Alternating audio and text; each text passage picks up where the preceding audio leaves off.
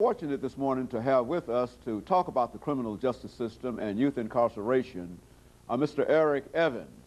Mr. Evans is the founder of an organization called Genesis, and of course with Mr. Evans is Mr. Michael Pendleton, and Mr. Pendleton is the executive director of the organization Genesis. And of course, Mr. Evans and Mr. Pendleton, let me welcome both of you to the show this morning. Thank you so much for having me. us. And to talk about what I consider to be a very, very important topic, and that is the criminal justice system and youth incarceration, recognizing, as the two of you undoubtedly recognize, that we are having a real problem today in American society with the incarceration of many of our young people. And of course, the two of you have quite a bit of information relative to what we should do and what we have to do if we're going to deal with this as an issue. But before, Mr. Evans, we get into that, let's have you and Mr. Pendleton give us some information about yourself, about your background, your education, and some of the reasons that you became involved with what you're doing. And of course, you can give us that information, after which Mr. Pendleton will give us the same,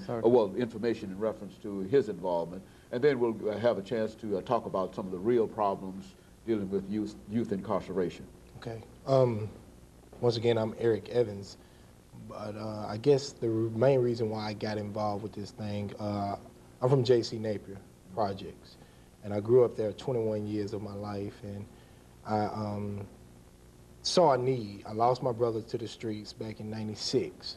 I saw that need, and I saw that I got to do something. I went to college. I went to Vol State Community College, but I didn't graduate.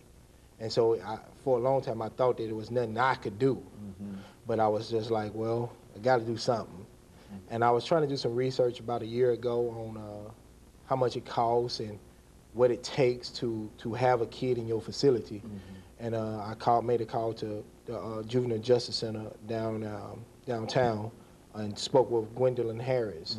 And she told me I should come down and check it out. So I came down, I checked it out, and I saw what it was about, and I was just like, hey, I really got to do something. So I goes down there and I started mentoring to the young men down there, and I saw, along with Michael here, that there is a big, big need for a program for these young men, so they can have somebody they can really truly count on. Somebody just ain't weekenders, or somebody just ain't summertime people. So what we have put together is a program that these young men will be able to come to, and they will be able to stay there for 1 year, and they will learn the education, and they will also get vocational training.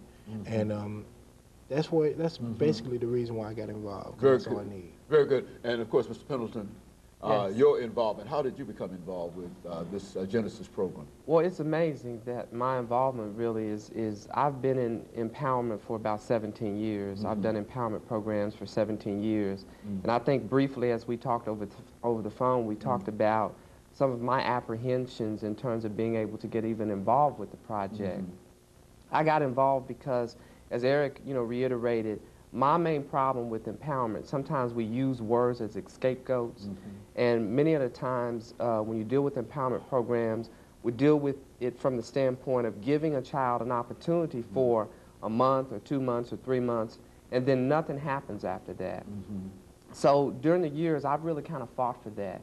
My undergraduate background, of course, is at Howard University.